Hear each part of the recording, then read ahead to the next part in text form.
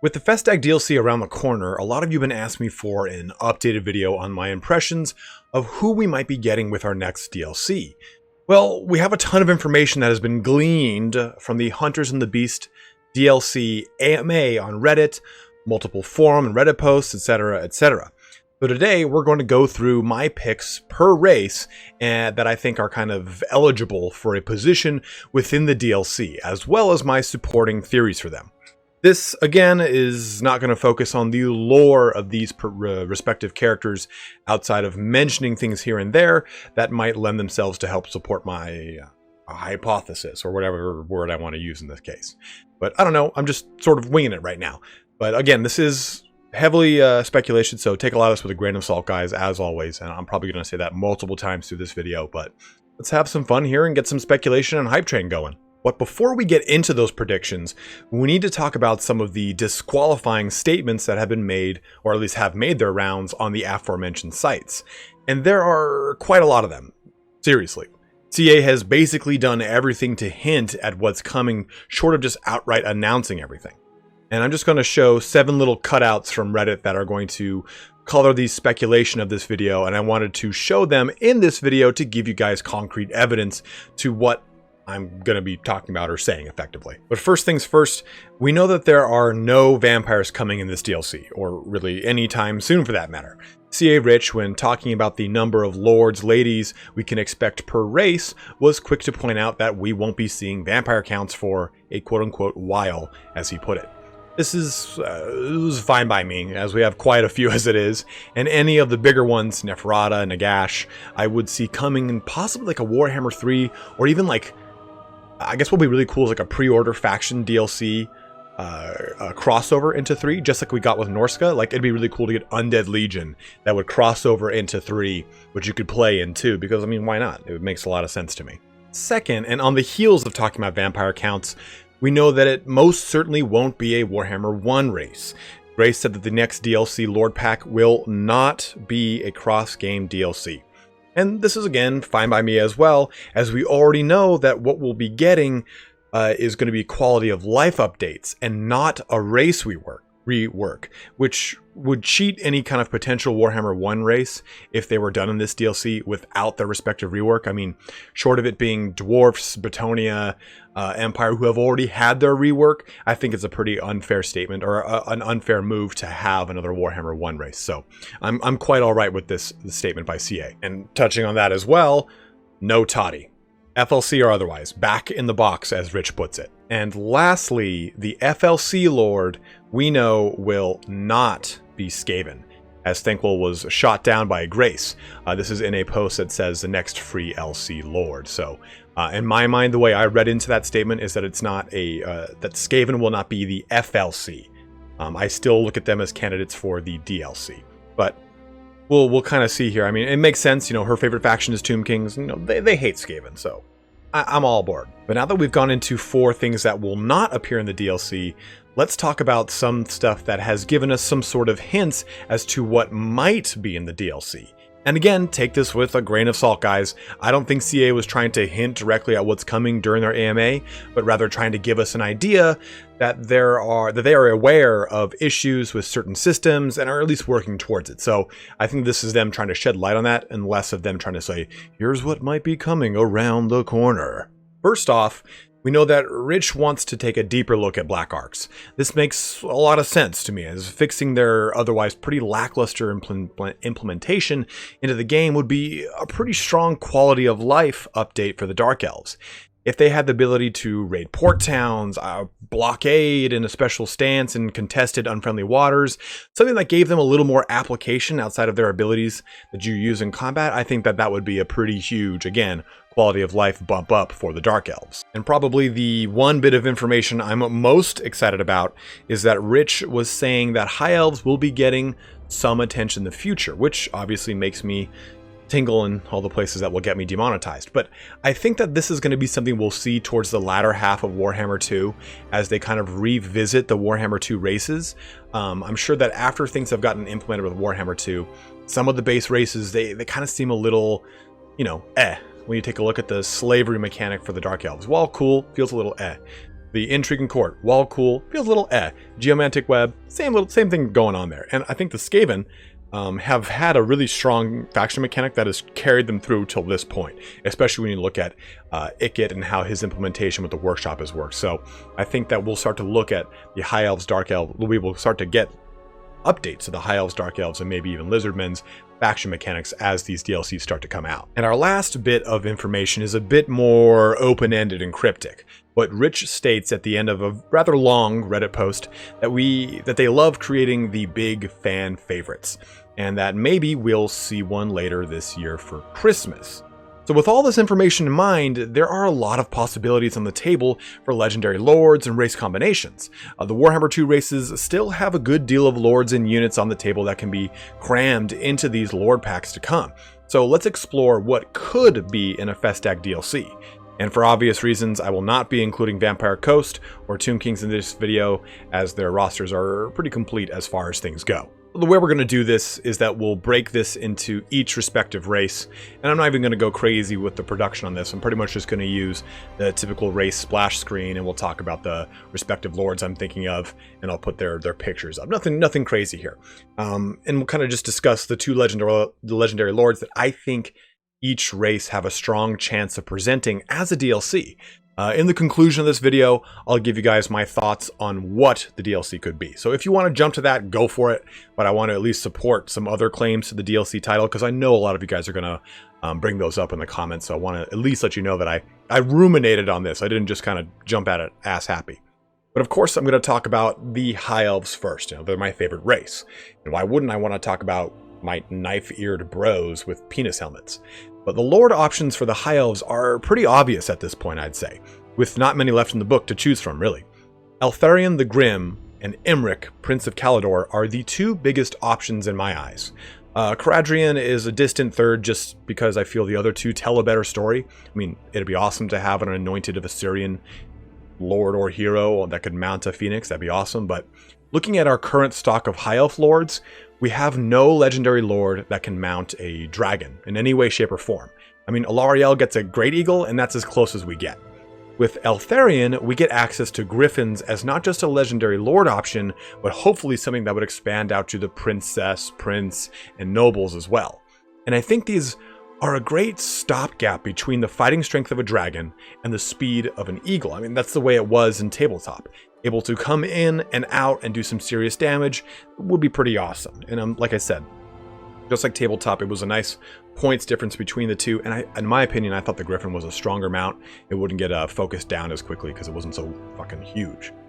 Imric, on the other hand, brings dragons to the table in a big way.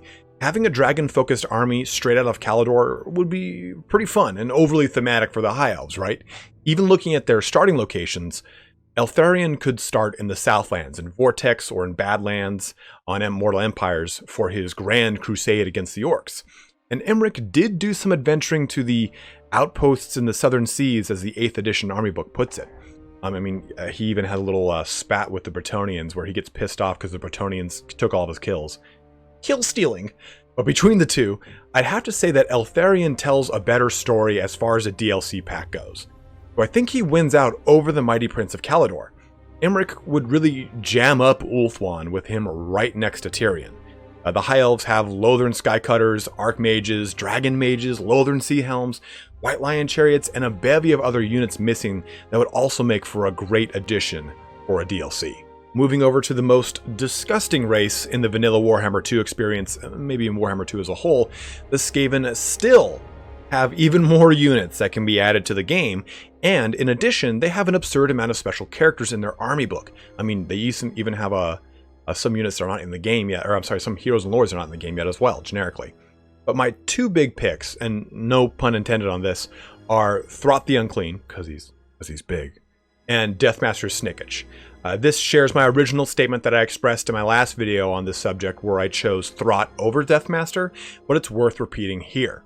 Put simply, Deathmaster has only ever led armies in the Storm of Chaos supplement that is defunct, right? And even then, all the Eshin units that exist are in the game, with custom ones too, like the Death Runners. The only things missing are these special Eshin units from the Storm of Chaos supplement, and they're more unique leadership options than unit. I think it was like an Eshin sorcerer and 2 assassins was counted as 1 unit in the Storm of Chaos supplement. But Throt, I feel, brings more to the table as far as access to various Clan Molder units, Rat Ogre variations, other weapon teams, and any number of big and disgusting beasts. I think that's one of the big things that the Skaven lack right now, is a larger presence of Molder units. We have plenty of Pestilence from Skrulk and now Scryer with Ikit. Let's get that Molder action up on the table. And Throt could start in really any location on the Vortex map he so wishes, because, well, he's Skaven, and allowing him to be pretty versatile character as far as placement goes. But since Hell Pit was added on the Mortal Empires map as well, it'd make sense for him to start there, which would also be a very unique location for the Skaven. There's no way to start that far north outside of mods, so it'd definitely spice things up. As for the Lizardmen, there are really only 3 options on the table, but I'd say of the 3, Oxyotl and Teto Echo are the most likely candidates for any further expansion onto the Lizardmen. Starting with the Chameleon Skink, Oxyotl is a vastly different legendary lord than anything we've seen before for the Lizardmen. It would obviously be a range character, and he would not have access to really any mounts at all, maybe like a Pterodon or something like that. But it fills a role similar to a Lithanar or Marcus Wolfheart. And speaking of Marcus, Oxyotl would be located in Zlahualpek in the city of Zahutek. God, that's a mouthful. Putting him smack dab between Marcus and Luther Harkon. And this would be a tricky implementation, as this is a pretty cramped spot already for the Lizardmen, with Nakai to the west, Dwayne Gorrock Johnson to the southwest, and Mazda Mundi to the northwest. So it is kind of cramped as it is. Looking at Teto Echo, we get another really interesting legendary lord, as he would be our first skink priest as a lord, which would open up another entire avenue of play for the Lizardmen, as the Astromancer of Constellations in the temple city of Tloxlan, putting him just west of Oxyotl's Zlahualpek. And there's a lot of fun options for a possible astromancy mechanic, wherein the Lizardmen read a per turn horoscope, and if you're a fire sign, you deal with combat bonuses, and if you're a water sign, you're indecisive all the time and end up dating a psychopath. But maybe I'm just judging that too much from personal experience at this point. Either way, both really offer a lot of different ways to play the Lizardmen that aren't strictly roided out dino monsters or Pizza the Hut. So I think that both of these characters offer so much different variety to what we already have in the game that really, again, not to steal a line from the Skaven, but it really spices things up. Our last race on this list, like the High Elves, has a lot of spots open in their roster to really flesh out some of the very characteristic and interesting unit choices. From Bloodrack Medusas to the Beastmasters itself, the Dark Elves are missing some of their biggest centerpiece models. As far as missing lords, we have yet to get a Beastmaster, as well as even a Dark Elf Master, the hero choice that would mirror the High Elf Noble. With that, we have some interesting options for legendary lords. The Beast Lord Rakarth is a standout option because this would work well with adding more beasts to the game for the Dark Elves. Not to mention that Clark Carrand, the hottest hotspot for hot Beastmasters, is a pretty solid option for a Dark Elf character starting between Hellebron and Malekith in the north and Morathi to the southwest. Lots of fun with Skaven and High Elf to the east and the Tomb Kings to the west. So I think it's a pretty cool starting location. But in addition, you'd get some fun mount options, like his dark steed named Brachus, who dies during the Battle of Finneval Plains, and then his dragon, also named Brachus. No doubt a Manticore in the mix as well, because, that was what the Beastmaster could, come on. You could get him you get the Manticore with the Beastmaster on it. But now for the other lord, we have a romping and stomping fan favorite. Malice Darkblade, the Scourge of Cain and the Dread Lord of Haggrafe. Standing in close opposition to Malekith, he's an extremely flavorful option for the Dark Elves as a legendary lord. While he might not be overly unique as far as having his special Cold One spite, there is a lot of fun that could be done with his actual character. Having him start in Haggrafe would, I think, be a misstep, as he'd immediately clash with Malekith, and I think that would be a really annoying campaign. Like, imagine trying to take out Nagaroth or Nagarond on turn 5. Like that's going to be a nightmare. Instead, as his lore dictates, he could start really in any of the many locations he traversed the globe during his book series to appease the demon Zarkon. That is locked within him. But Malice brings such a rich narrative to the table and would make a lot of sense unlocking Masters as an option for a hero choice with him. I mean, not that Rakarth wouldn't do that though, but in addition, he could accompany some of the aforementioned Black Ark changes as he sojourns across the globe, claiming the artifacts for Zarkon, maybe even help cure Rampage on Cold One Nights, which I just fucking hate. But both lords bring a lot to the table, and they're heavily thematic, either in the units they bring or the narrative they'd follow. Now that we've talked about each one of these races, let's narrow some of this down. My first target is Lizardmen. And they've got, what, 6 legendary lords? Also, they were featured in 2 DLCs back-to-back. I think it just doesn't make much sense for them to be in a 3rd DLC in a row. Lizardmen are voted off my island, as I just don't think it's likely. Both lords sound amazing, and I think they mix up the formula, but any units to be added are going to be homebrewed at this point. Well, except if they added like Troglodons or maybe even Thunder Lizards. Hell, if Troglodons were the FLC, I'd be happy. Next up, High Elves are this one kind of pains me to talk about. But the biggest detractor for Eltharion is that I think he would come coupled with Grom the Paunch, the famous Goblin Warlord. And since we know that Greenskins are getting a revamp in the next year, possibly the next DLC after this one, I think that Grom and Eltharion together makes the most sense. So, this could mean they'll waylay High Elves until we get them in conjunction with Greenskins. But, honestly, I think that doesn't make the most sense. I think that having the Lizardmen back-to-back was a bit of a freak occurrence. I don't think that they planned that. I think they were like, well, oh shit, we're having Lizardmen back-to-back? Well, whatever. We'll hold them off for a long time if they decide to do them again. But Skaven, on the other hand, are not necessarily a strong choice for the DLC either, but I think that they make more sense than the High Elves, assuming we get High Elves and Greenskins in a cross-game DLC, that is. So I'm choosing the Skaven for 1 slot for the DLC, simply because I think the High Elves are better served in a different cross-game DLC. So I guess Skaven win by default, since we're already going to X out the Lizardmen. Lastly, the Dark Elves.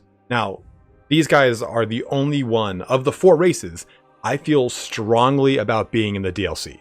They have a solid amount of units missing from their roster, with, large centerpiece units like the Bloodwrack Medusa, the Bloodwrack Shrine. Also, I think that the fan favorite that Rich was talking about was Malice Darkblade. I think that that's truly what he was referring to. And I know that's a notion that's been echoed across forums and Reddit, but I definitely agree. But how do we get Beastmasters? Well, I think Rakarth could still be the FLC Lord, for this dual Lord pack, since we know for certain it's not a Skaven FLC Lord. So, play with that in your brain a little bit. I think it makes a little bit of sense. If Malice starts anywhere across the Vortex map, then Rakarth could have no problem starting in Clarkarent. In addition, we'd fill up the Beastmaster on the missing Lord portion of the list. 2 birds, 1 stone, 5 Dark Elf Witches, whatever it is. That pretty much wraps up everything, guys. I hope this video gave you some solid hype to build off of for the next month or so while we wait for an official announcement from CA. There's really a lot of ways they can go with this, and you might think that my ideas are completely harebrained. That's totally fine. I'd love to hear what you think in the comments below, so let me know what lords you think will be in this DLC pack, or even just what races. As always, thank you so much for watching here today, and if you find that you want to pick up or pre-order the DLC whenever it goes live, don't forget you can use the link to Fanatical Games in my description. I guess I get a commission, and it's a great way to support the channel without any cost to you. I don't really understand how it works too well. I have to ask Sotek about it a little bit more, but we'll find out. Again, thanks once more, guys. As always, have a good one, and take care.